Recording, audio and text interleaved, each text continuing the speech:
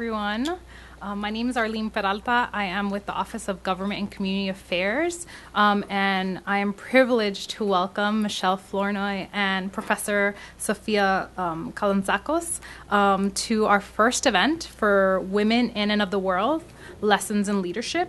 And we're really today going to discuss their leadership roles, specifically as it relates to their careers, highlighting some of the challenges that they've dealt with and overcome in order to achieve their many accomplishments. And this program today is sponsored by NYU's Herstory Month, as well as the Office of Government and Community Affairs. So I'm going to briefly go through their wonderful biographies, which I'm sure you guys know about them both. So Michele Flournoy served as a Undersecretary of Defense for Policy from 2009 to 2012. She was the principal advisor to the Secretary of Defense in the formulation of national security and defense policy, oversight of military plans and operations, and in National Security Council deliberations. She led the development of DoD's new strategic guidance and represented the department in dozens of foreign engagements, in the media and before Congress. Prior to confirmations, she co-led President Obama's transition team at DoD, and in January 2007, she co-founded the Center for the New American Security, a nonpartisan think tank dedicated to developing strong, pragmatic, and principled national security policies. She served as president for the center until 2009. Previously, she was a senior advisor at the Center for Strategic and International Studies for several years, and prior to that, a distinguished research professor at the Institute for National Strategic Studies at the National Defense University. She has received several awards from the Secretary of Defense and the chairman of the Joint Chiefs of Staff. She is a member of the Defense Policy Board and the Council on Foreign Relations and the Aspen Strategy Group. That's a very amazing biography. And Professor Kalantzakos is actually a professor here at NYU with the Global Distinguished Professor of Environmental Studies. After graduating from Yale and Columbia, she became a member of the Hellenic Parliament in 2000 and the first woman to be elected from the state of Messina. As a member of the Foreign Affairs and Defense Committee, she was responsible for Greek-U.S. relations. She was also a member of the European Affairs Committee, the Committee for Education, and served as Deputy Minister at the Ministry of Employment and Social Protection. During her tenure at the ministry, the government passed far-reaching pension reforms, and she was especially concerned to promote the creation of green jobs through EU structural funds and to help environmental NGOs create new job openings. Currently active in designing and implementing innovative green projects throughout Greece, she writes widely on economic, labor, and environmental issues in the press, and she has also actually published a series of educational books on historical and environmental issues. So with that, I'd like to welcome these two very amazing women to this discussion, and I'm going to pass it over to the professor to take it away for us. Thank you. Thank you all for coming, and thank you, Michele, for being here with us, because we really do need to talk about women in leadership. As we all know, who have gone through the process of either serving our country or pursuing a career in positions of authority or powerful positions, it's not an easy road. I will say only one thing actually, to open the discussion with Michele, and that is to tell you that when I ran in 2000, I was approximately 34. And I remember a conversation, it was a summer in southern Greece. I'm swimming with my mother and a friend of hers, and I'm saying, I really need to have a campaign photo. And this lady, as we're treading water, says, oh, I have to tell you, you have to look pretty, but not prettier than us. Smart, but not smarter than us. You have to be a lot like us. You have to embody almost sort of the girl next door. So when I took that brief, I think that is one of the big issues that you face as a woman running for office, more so I think than men. But I thought that it kind of encompassed everything. So I'll start by saying you picked the most male-dominated area. Usually women are kind of pegged for education or health. Especially in Europe, these are considered issues that a lot of women, or some women, get appointed in. But defense is very male-dominated. What piqued your interest in defense? How did you decide on this field, and what was the reception? Well, it's a great question. You're right. It certainly, when I came into it, it was a very male-dominated field. From the time I had my first experience abroad as an exchange student to an opportunity to work abroad and then to study abroad, I knew I wanted to go into the field of international relations. And then as I got into my studies, first as an undergrad and then at Oxford, I was very drawn to the security part of the discussion. And now I'm going to date myself. This was way back in the early 80s, and we were still at the height of the Cold War.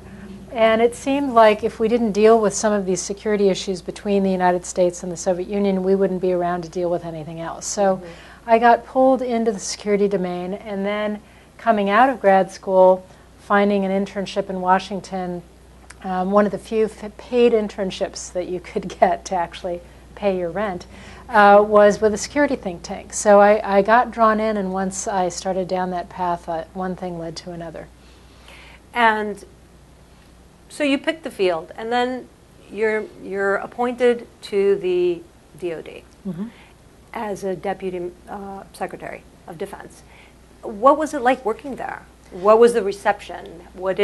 How was the collaboration? What was different about your management style? What did you think?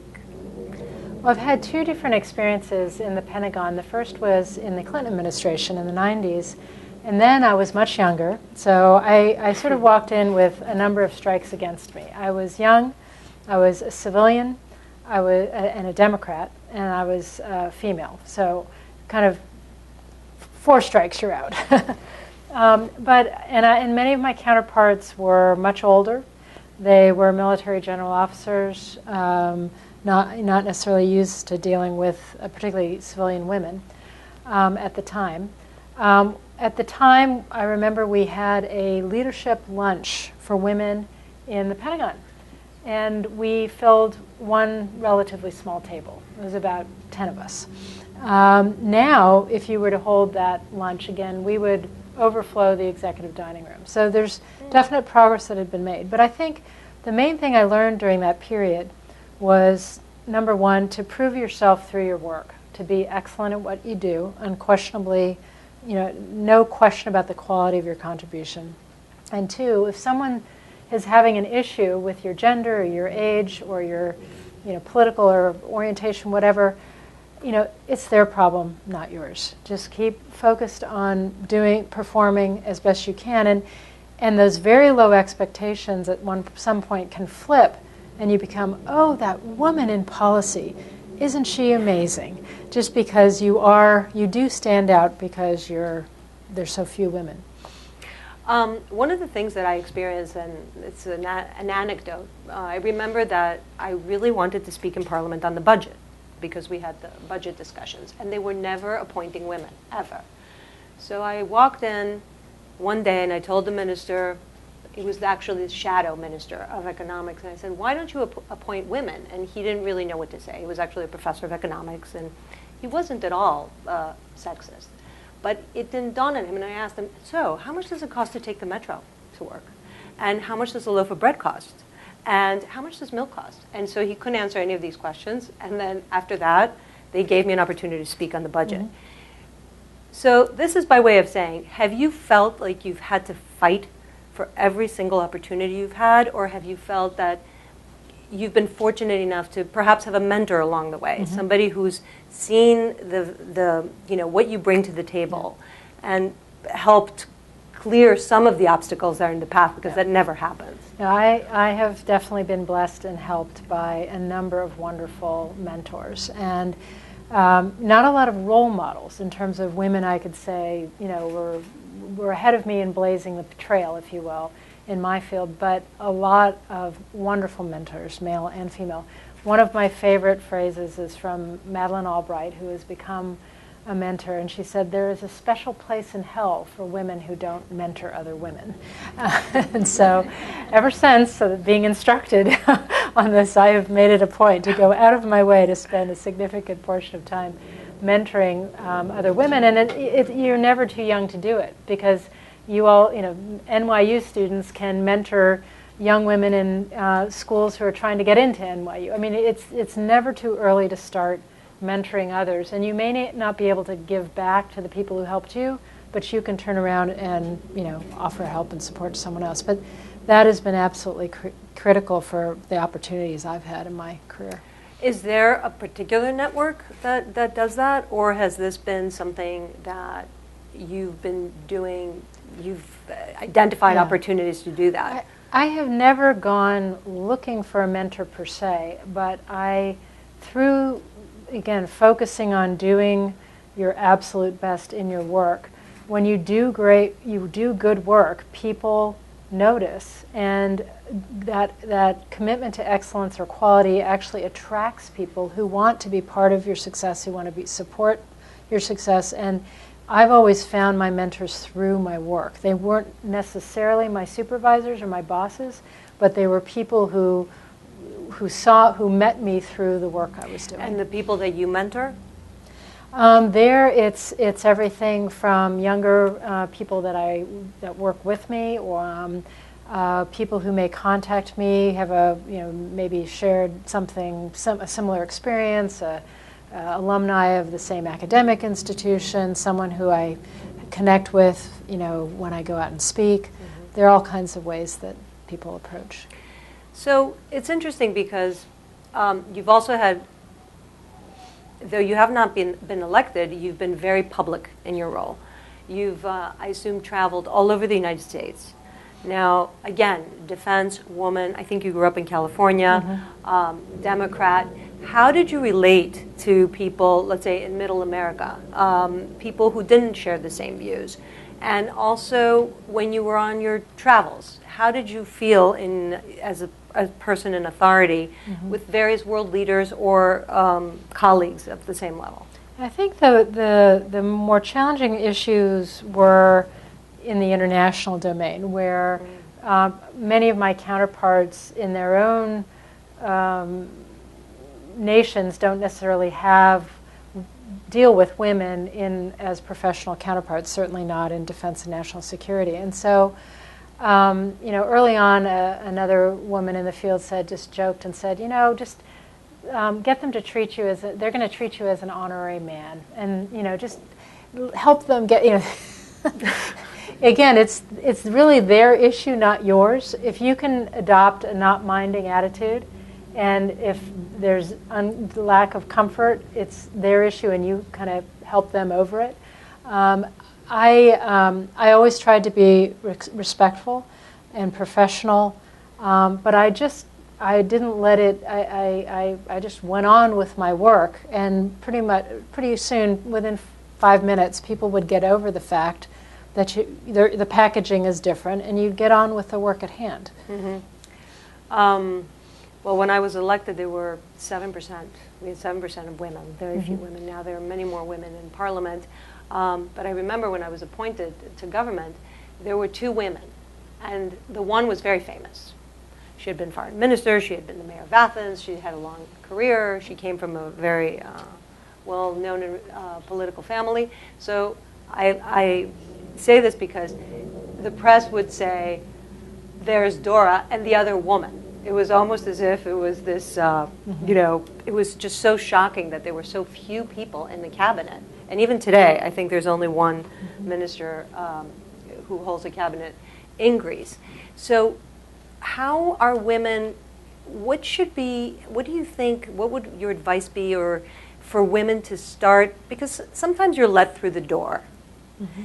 But it takes a lot to actually reach a level of particular authority. Mm-hmm. And I know that, of course, it's good work, but for example, in many countries in Europe, they've opted for a quota system in elected office in order to give women the opportunity. Of course, in some countries, like in Scandinavia, now we have the reverse, that the men are in, right. minority in as elected members of parliament. But in a lot of countries, they've talked about quotas for women to begin to partake in public life. And how do you feel about that? Do you think that that is a legitimate way of approaching it? I must say I have mixed feelings. I think in some very traditional societies where there's no way that women will be able to participate at all. I'm about to go back to Afghanistan for my 8th time or something, and there, the nature of the society is such that without a quota for women in parliament, you'd have virtually no women in parliament. But I think, when you think about Western Europe, or you think about the United States, I mean, we are at a place in our society and cultural development where quotas should not, they shouldn't necessarily be necessary. I personally have never wanted to feel like I was a token. I wanted to feel that I got my job not because I was a woman, but because I was the best person for the job. I think that it doesn't help the cause of women to have a woman seen as placed in the job as the token woman or as meeting a quota. It helps the cause of women to see women in leadership positions because they've earned it and they're the best people for the jobs. So I think we have to be careful in how we sort of walk that line. In some cases it may be appropriate, but in others I think it could be counterproductive. It could be sort of an introductory phase, I think, in order to give the initial opportunities, because the truth of the matter is that, especially in elected office, I will say this, that there's so many obstacles to actually running for something. And then there's the myth that women don't vote for women. But when in the ballot, you're only given a choice of, let's say, 1 woman and 7 men, and for X, Y, Z reasons, you may not like the female candidate, then it becomes a question of, see, women are not as good as men because otherwise women in the particular state would vote for this person. But it's a very unfair, and I think even all across Europe, because they have different countries adopt different systems, but there's still this glass ceiling for serving and gaining a level of authority. So you said that you didn't have any role models. There were very few role models. I think just very few. But again, I also had a number of bosses and mentors who were gender blind. I mean, they just didn't care that I was a woman. They were advancing me, supporting me because of the work that we did together. I mean, one of the things I'd say as a piece of advice for the younger people here is choose the boss, not the job. Don't be seduced by the title and the job description. If you have a chance to choose the boss who's the better mentor, who's going to invest in you and develop you and give you opportunities, that's the place to go, even if the job feels like a slightly, I'm not so sure about the fit. I can note several forks in the road in my career where once I had that advice, I chose the mentor, not the job, and every time it was the right choice. That's very wise and good advice. One of the other things that I think is a big question for women is always this dichotomy between your private life, your family life and work. It's a perennial discussion amongst women who want to have a career, and then they have families, and then you start having all these different pulls. The first thing is, one of the things that we did when I was in the Ministry of Labor is that we created, using structural funds, we created programs for mothers who were trying to get back in the workforce. We gave them the opportunity to place their children in a daycare program, because having someone somewhere to leave your child, and for your child to not to be not only taken care of but educated, that's a very big concern. And as families get smaller and you don't have the grandmother and the grandfather and the aunts and the extended family, a lot of women who are in this stage of their life where they can move forward and succeed and work are finding it more and more difficult. 2 questions. How have you reconciled this balance? And also, does the Ministry of Defense, the Department of Defense, have policies for working women to help them resolve these dichotomies? I would say that the Department of Defense does not have any policies, I would say, over and above the sort of Family Medical and Leave Act and the sort of broad U.S. policies that are in place. And frankly, again, we've made some progress, but it's not as much as we're not providing the support to men or women who want to be engaged parents as much as we could. Mm-hmm. My own situation was I have 3 children, ages 15, 13, and 10. When I started, I had my first child while I was in the Pentagon the first time, which was an experience. Not actually in the Pentagon, but while I was serving in the Pentagon. And I think for me, I was fortunate that I had reached a certain level of seniority before I had my first child, that it created additional options for me when I wanted to rebalance a bit. I never stepped out of the workforce, but I did step out of government, which is very intense, 24/7, all-consuming, and into the think tank world for a period of time. Similarly, after serving this last time around, very intense 24/7 kind of job, I chose to step out to do consulting and think tank work, again, as my older 2 became teenagers, which those of you who are parents of older children know that they, again, need more of your time. But, this is always, I have a wonderful partner. My husband, he's also serving in government. He's the Deputy Secretary at the VA. We've always done this as a pair, as a team. And we both were serving President Obama. We sat down and said, okay, if I leave, what are the what are the implications if you leave? And we sort of worked through this together, and who had the greatest point of flexibility at that point in time to give a little bit more to the family. But I feel very fortunate in that that sort of ebb and flow, that sine curve of my career has never disrupted the overall arc and the sense that I have future opportunities. And I think that's, a wonderful mentor of mine said, Michele, you can have it all. You just can't have it all at the same time. So there are periods where you prioritize some things over others. And the key is to do it in a way that you have the flexibility to reorder those priorities when you're ready. And that's to me, that's the real challenge. So in that, well, I have to admit, just from experience, that it's a little bit different. And again, I don't know what it would be like if I were running in the U.S. But I remember that when I was pregnant, and it was very close to one of the most difficult elections. And it was, a lot of opponents used it against me. There started the little rumors of, oh, she's not going to care anymore about the affairs of the state because she's going to be changing diapers. And instead of actually being happy, they were being a little bit, how would I say, dismissive. So I actually addressed that. I got up one day and in front of people, and I just called them on it.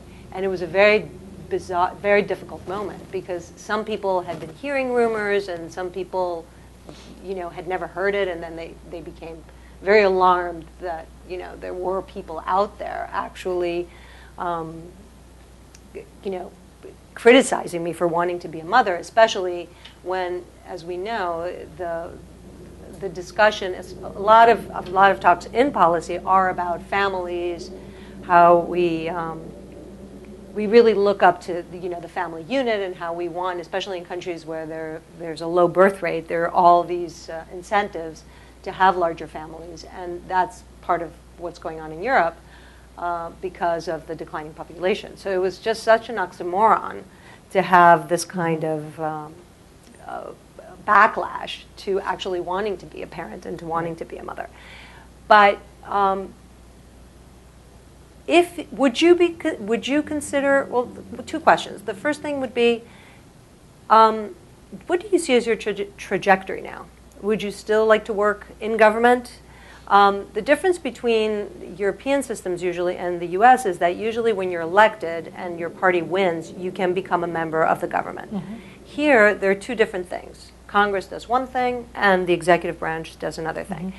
Do you have any interest in seeking the vote, in running for office? Yeah. Would you like to continue serving? Yeah, I don't think I will ever go through, seek election to office, but I don't feel that I'm finished with public service. It's my sense of passion and calling is to find various ways of public service. It doesn't have to be in government. You can serve in various ways from the outside. I think what I'm currently engaged in now, in addition to kind of keeping my hand in the policy issues that are of great interest to me, I'm also really trying to go deeply into understanding some of the best practices in the private sector, in the business world, and which of those can actually be brought into government to transform how government does business. So much of the federal government is stuck in the best practices of the 1950s. And it needs to be updated to the 21st century to provide better value for taxpayer dollars, to be more agile and responsive to a very dynamic environment, and so forth. So that's kind of what I'm immersing myself in now, with the hopes that someday I can bring those tools and those insights back into government. I think I'd like to open the discussion to the floor, to the audience. Anybody have any questions? Sure, go ahead. Someone's keeping time because I'm not.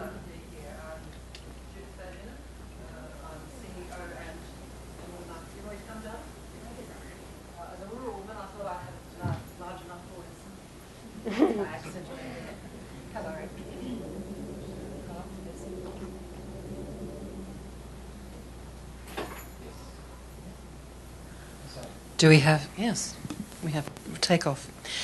Good afternoon again. I'm Judith Van Unen. I'm CEO and founder of an organisation called Justice, Equality, Rights, Access International.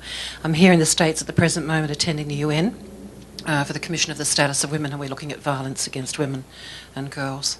I'm also, one of the many hats I wear back in Australia, I'm on the Defence Force Reserve Council. We have a great many reservists in our countries, as we term them. Recently, there's been a lot of denial around violence within the military, and a lot of denial in Australia, but we had our Sex Discrimination Commissioner, Liz Broderick, who is also in the States at the moment, did a research around and did some studies around violence and the treatment of women in the military in Australia over the last few years. And it came as a great shock to the military more than it did to the rest of us. And we now have a Chief of Defence who is really very much progressive and now on side of making sure doors are open to women in the Defence Forces. I would like your comment about how you feel that would play out here in the States. Very important question, and we are going through a similar awakening, if you will. Violence against women, particularly sexual violence against women, is a real problem in the U.S. military. It is, if any of you have an opportunity to see a documentary called The Invisible War, I would encourage you to see it. It documents cases of this and what is being done about it. Secretary Panetta, before he left office, saw the film and within 2 days put out a new set of policies trying to further address this problem. I think the service chiefs, the head of services, the chairman of the Joint Chiefs are now very much energized about this issue and trying to go after it through both awareness raising but also through some structural reforms. Interestingly, I actually think that the recent decision on the part of the U.S. to open up almost all combat positions to women will have an impact here, because many women have been, in fact, in combat in the last decade, even though they were in non-combat positions. So when there are no front lines versus rear areas in a counterinsurgency campaign, women who are logisticians, women who are helicopter pilots, women who are medics, women who are doing all kinds of support functions find themselves in combat pretty frequently. And yet, they didn't get the combat badge. That was critical to promotion. That was critical to opening up the next opportunity for advancement and leadership. So there was a sort of tiering of citizenship, if you will, within the military. I think that giving women the chance to compete for combat positions, and if they meet the standards, physical or whatever other standards there are for certain jobs, alongside the men, those that compete can make the standards, get the jobs.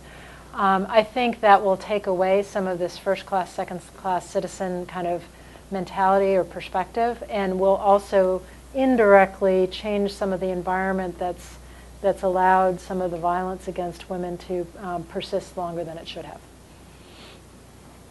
Other questions?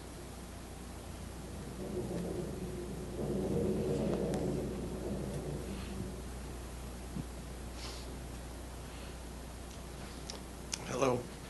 I want to ask you, I'm under the impression that some of the women in the Obama administration were instrumental in changing our policy in the Arab Spring. The Cold War had left our policy in the Near East, Middle East, to be one of anti-communism, but the Berlin Wall fell in '89, but our policy really didn't change much until the Arab Spring came along, and I was very pleased to see the Obama administration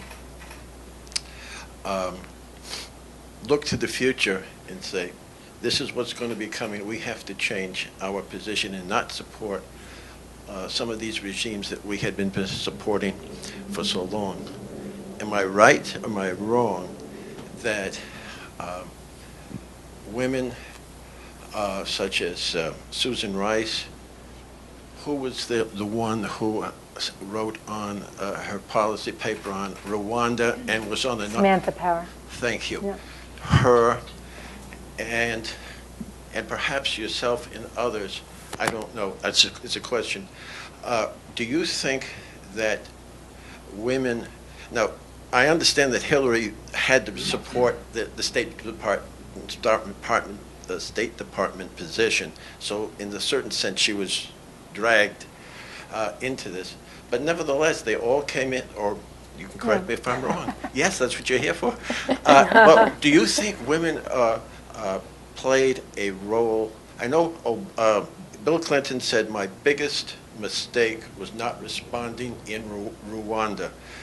And so this country, we elevated human rights, maybe for the first time since the Reagan administration, to be a policy incentive. And so I'm pleased. It was one of the reasons I voted for Mr. Obama.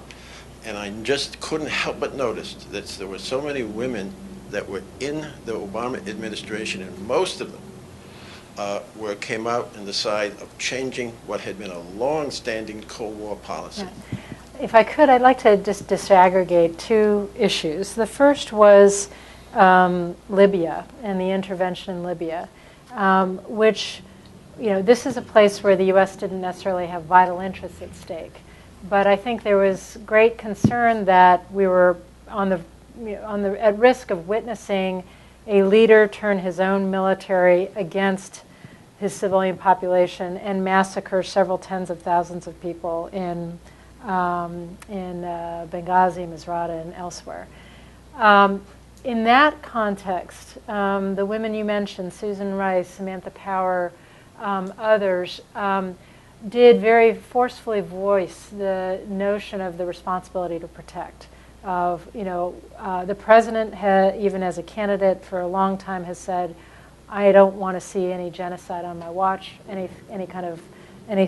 those kinds of humanitarian disasters. And I think they were very persuasive voices in helping us to find a middle way that recognized we don't have vital interests. We don't want to necessarily own this problem or necessarily be the only country intervening in response.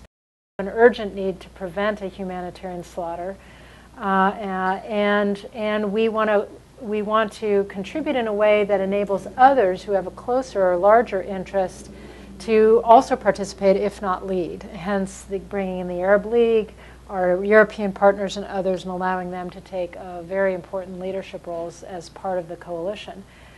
The broader Arab Spring I think this president always viewed this through the lens of, you can't necessarily, you can't and necessarily don't necessarily want to turn back the clock in terms of history. That once these revolutions began, this pent-up desire for change, the only way to go back, to go forward towards some new equilibrium, some new stability, was by embracing greater democracy, by embracing greater freedom of expression and so forth. And so, yes, those women were important voices in that debate as well, but I think that was very much the president's own instincts as I saw them in terms of how best to manage and protect U.S. interests, manage the situation and protect U.S. interests in the process. But I do think it brings up also an interesting question, which is more general, about what is it that makes women particularly single out certain issues and have different types of sensibilities and sensitivities, and also in terms of their management style. In your work, what do you think made you different? What gave you another perspective? I think that, my approach to management, and again, I've seen men and women have this approach. It's not just women, but the women leaders that I had on my team tended to be more inclusive. They tended to do a better job at stakeholder management, working horizontally, not just within the hierarchy. They tended to understand that the best way to get high performance out of an organization is to actually invest in your people. That when people feel heard, they feel recognized, they feel empowered, they feel supported and developed and given opportunity, they're going to perform enormously. And one of the things I was proudest of when I was Undersecretary is investing in a human capital strategy for an organization that not only improved morale, but also really improved performance. And a lot of the initial things like trying to implement alternative work schedules, more flex time, flex place, they were initially seen as women's initiatives. And yet what I found, much to my delight, was the men were taking every advantage of these initiatives as well. And when people said it can't be done, I said, right, we're going to take the two busiest offices and we're going to make them the pilots. And if they can do it, then everybody, there's no excuse. Everybody can manage this. But my experience is that the staff loved this, whether they were male or female, parents or not. People loved having that flexibility to work very hard, but also have some greater sense of balance and control. So it's interesting because I always remember how the women in Parliament, and not only in Parliament, but in government and in dealing with all levels of public service, there was this desire to work together, and they were the first to cross partisan lines. When we decided that there was one issue that was very, very much worth our fighting for in conjunction, then we put aside the political differences. And we did find ways of finding common ground and to move forward and to make our voices heard. And I'm not saying, of course, that this is just something that women do in particular, but I do think that it does show a lot about how society has been structured. We're willing to take more chances, perhaps, because we haven't been in a particular mold for so many decades and in generations, and in terms of professions, because we've had other molds to deal with. But I always felt that the women were the great risk takers. And when you were brave, and when you are brave, and you're not so afraid of maintaining the status quo or of losing your position in a system, as long as, of course, this is done in a thoughtful way, in a mature way, you actually manage to bring change forward. So your example and a lot of the experiences that I had, I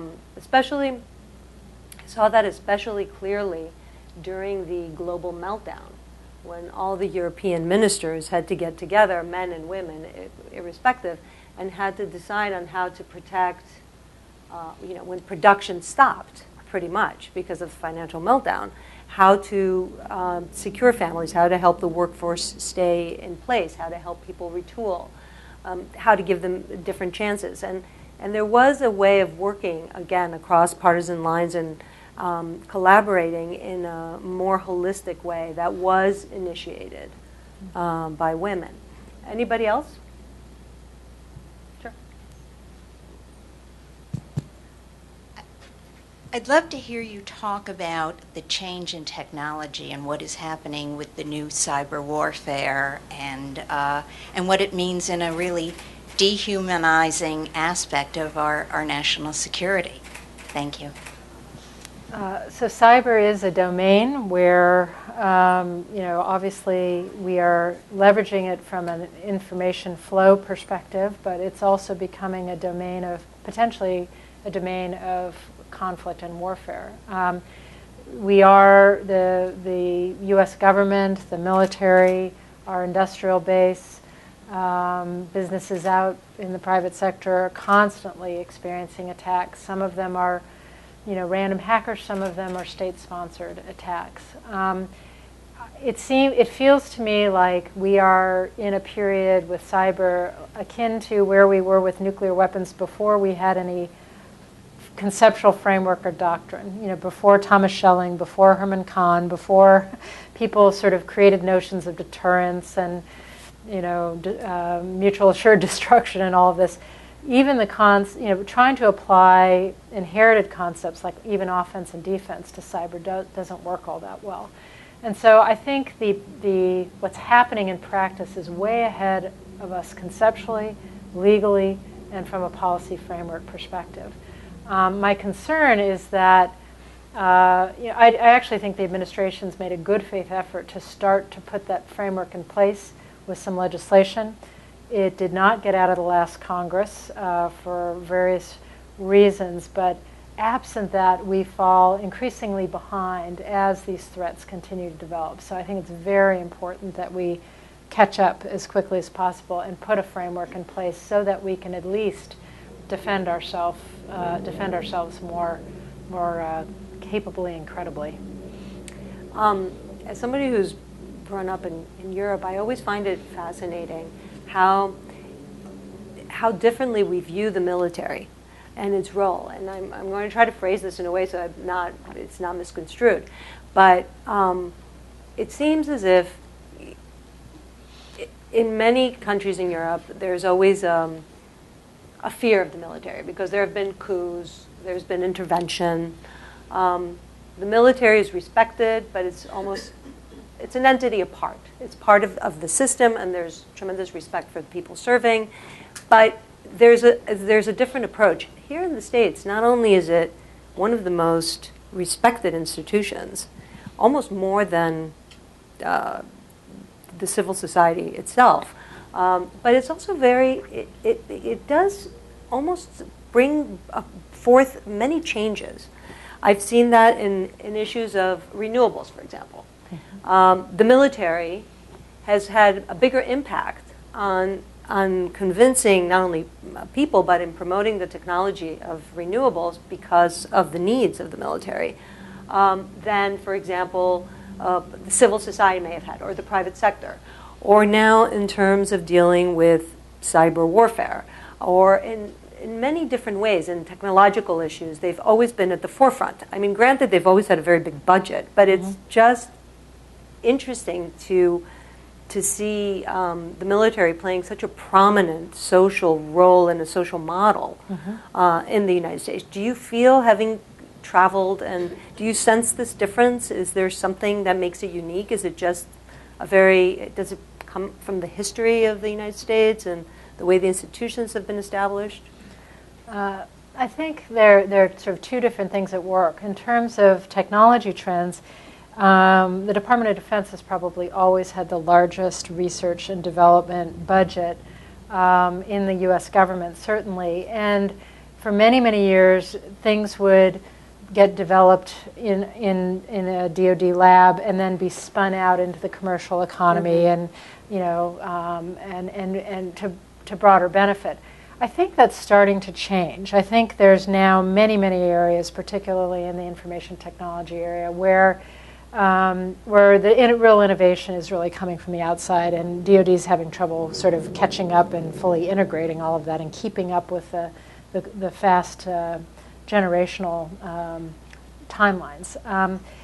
So I think that's a little bit different, but it's a largely a function of the tremendous amount of funding that went into research and development for many, many years. On the social side, I think historically DoD has had, or the military has had, a very interesting role. I would argue that the military was probably the first fully integrated, racially integrated national institution in the United States, and they were ahead of social norms in many respects. I don't think that same thing can be said on the sort of integration and equality of women. I mean, I think they're making strides, but it hasn't been it's been a lagging rather than a leading institution. So it's a mixed picture there, but it has been a test bed for both technological experimentation and in some cases sort of social experimentation in terms of pushing society farther in certain areas. And I think your point about green energy is another one. Huge amount of budget, and the department is an enormous consumer of energy, probably the largest single consumer in the United States. And so again, it provides a test bed to try different things like biofuels and so forth for jet engines and the like. You know, I found that to be a very, I would have never thought that the military would be the greatest ambassador for the incorporation of renewables until I came across many such examples. So I find it interesting. Yes.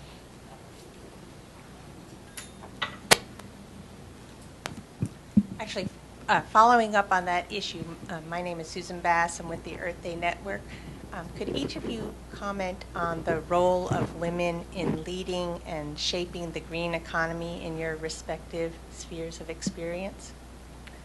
I'll just speak briefly. This is more your bailiwick than mine. But in the defense world, there are a number of women who played a very prominent role. The first Deputy Undersecretary for Environmental and Energy Issues was a woman, Sharon Goodman, who sort of pioneered, even, it was the first time the department was really thinking systematically about its use of energy, its impact on the environment beyond the sort of tactical, well, we have to do an environmental impact statement for such and such a facility.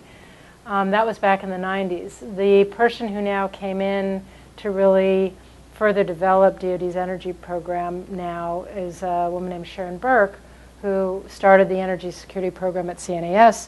She's also very much a leader in the field. And so I think there have been some very prominent women who've pushed that agenda in the department. But to their credit, you've had some service chiefs, particularly the Chief of Naval Operations, Chief of the Air Force, who have been very interested in pushing this as far as possible because they see it as part of the future of their services.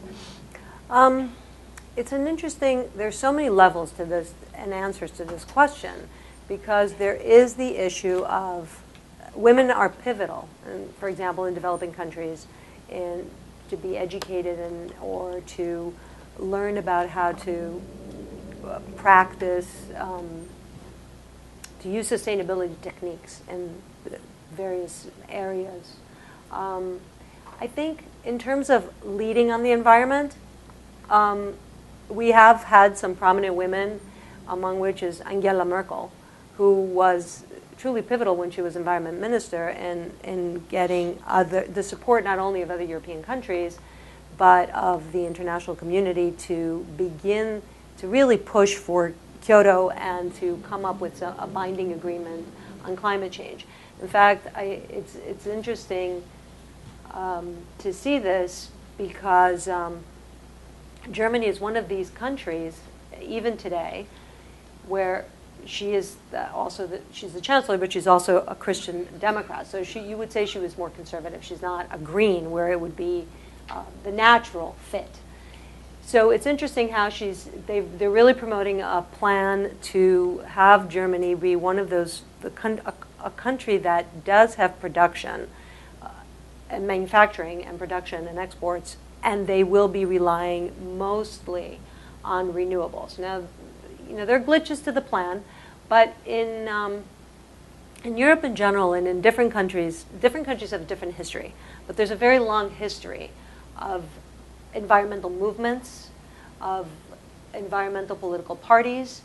These used to be sort of in the fringes. Now this whole agenda has become much more mainstream. I wouldn't single out women in a particular role, but there's so many ways that women can respond to this theme because of there's so many levels where you can react. So women care about what they feed their children.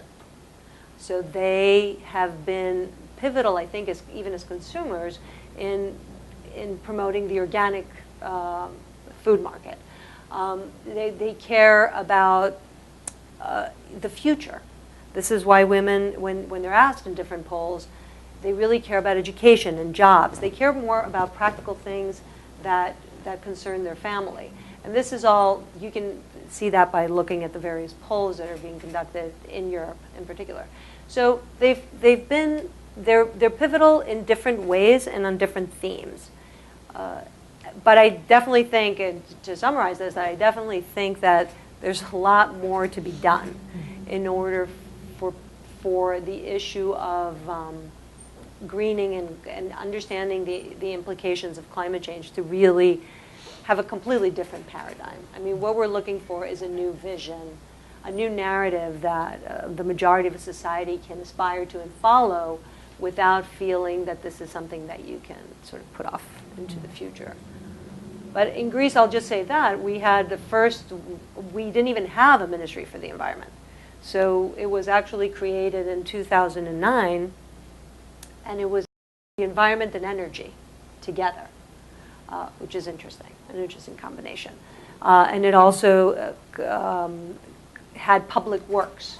So that's another interesting thing because of all the various permits that you need to get in order to build the major public works.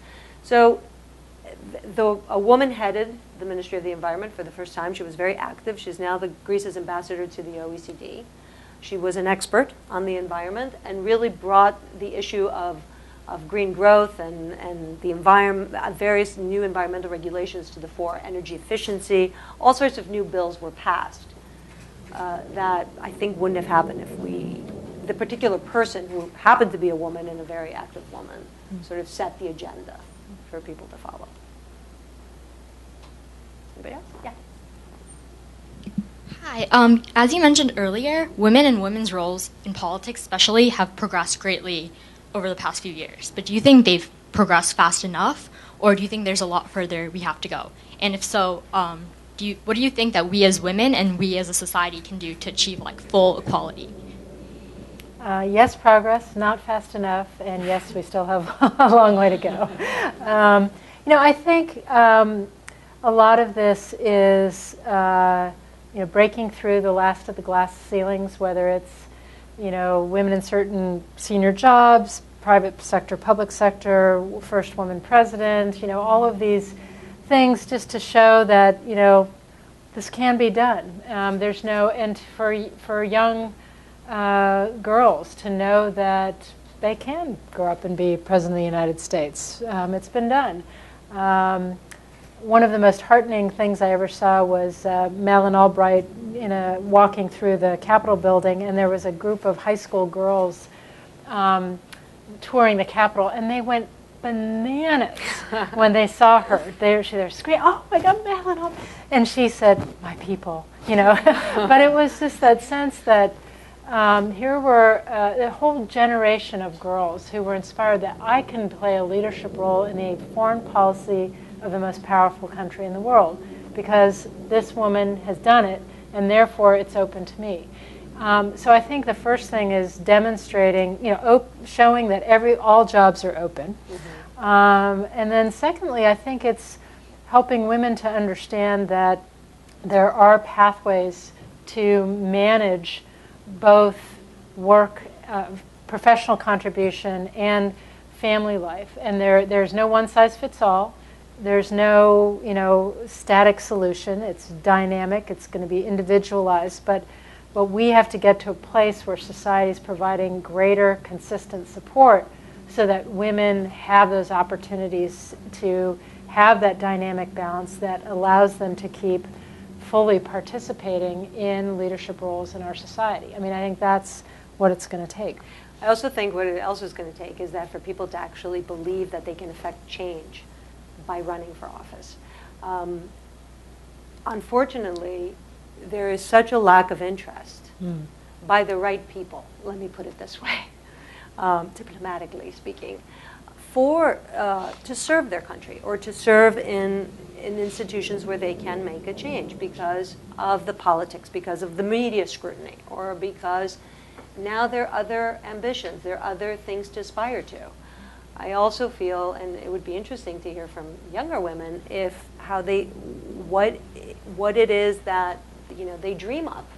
Do they want to be leaders? Do they want to be followers? Do they want have the ambitions? I think changed.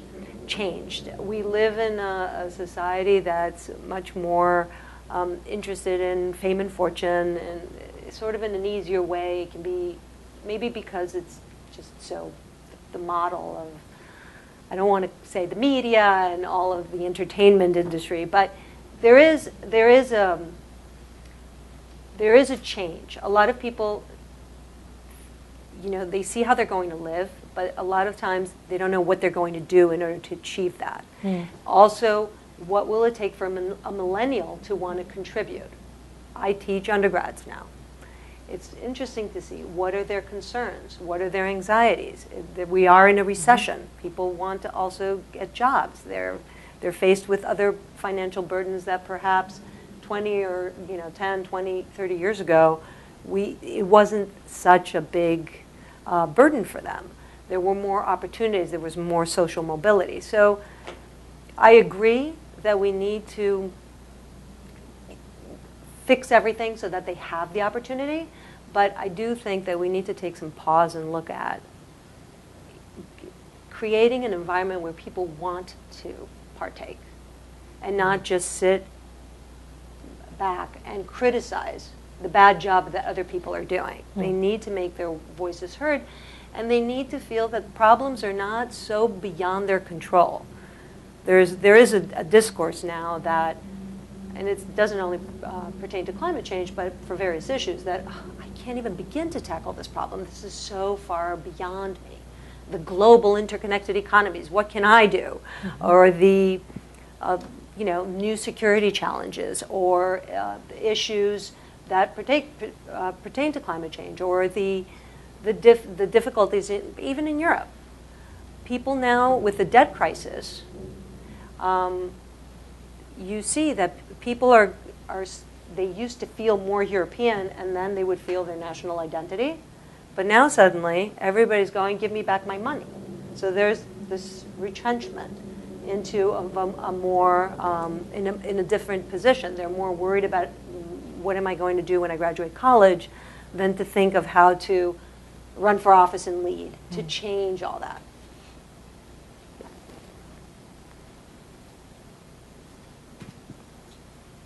Do we need to talk to the global, do we have any global questions? I haven't received any. No, okay. Okay, that's fine. I graduated from NYU in 1970, the Vietnam War, a draft that engaged university students because it affected them, especially the men. We no longer have that. We have a volunteer army. We do not have mandatory community service.